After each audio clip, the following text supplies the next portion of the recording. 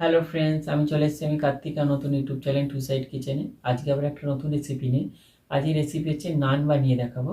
তো নান বানানোর জন্য কী কী উপকরণ লাগে দেখাবো। তার আগে একটা কথা বলে দিই, আমার চ্যানেলে যেসব ভিডিও ছাড়া আছে আপনাদের যদি ভালো লেগে থাকে অবশ্যই লাইক কমেন্ট শেয়ার করবেন ও বেশি বেশি করে শেয়ার করবেন। আপনি যদি আমার চ্যানেলে নতুন হয়ে থাকেন প্লিজ সাবস্ক্রাইব করে দেবেন ও নিচে বেল নোটিফিকেশানটা অলে করে দেবেন যাতে আমার ভিডিও আপনাদের কাছে আগে পৌঁছে যায়। তাহলে চলুন নান বানানোর জন্য কী কী উপকরণ লাগে আসুন দেখাই।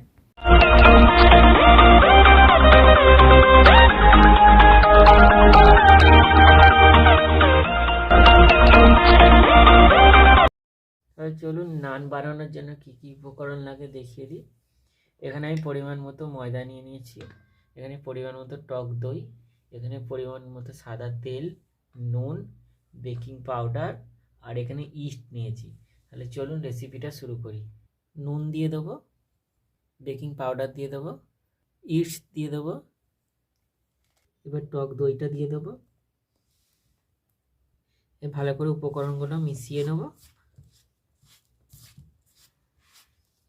সব উপকরণগুলো ভালো করে মিশিয়ে দিয়েছি। এবার উষ্ণ গরম জল দিয়ে একটু মেখে একটা ডো করে নেব, একটু নরম করে মাখবো।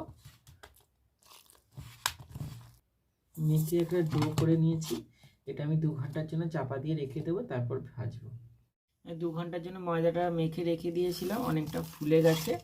এবার আমি একটুখানি হালকা করে মেখে নিয়ে লেচি করে নেব। লেচি করে নিয়েছি, এবার এটা বেলে ভেজে নেব। গ্যাসটা জেলে কড়াটা বসিয়ে দিয়েছি, কড়াটা গরম হয়ে গেছে। আমি তেলটা দিয়ে দেবো ভাজার জন্য।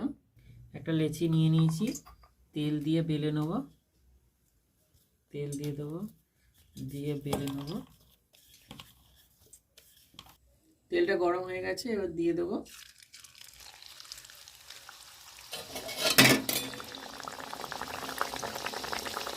এটা ফুলে গেছে, ভেজে নিয়েছি। এবার এরমভাবে সবগুলো ভেজে নেব।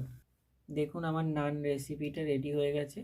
এই রেসিপিটা যদি আপনাদের ভালো লেগে থাকে অবশ্যই লাইক কমেন্ট শেয়ার করবেন ও বেশি বেশি করে শেয়ার করবেন। আর প্লিজ সাবস্ক্রাইব করে দেবেন, আমাদের পাশে থাকবেন। দেখুন কতটা সফট হয়েছে।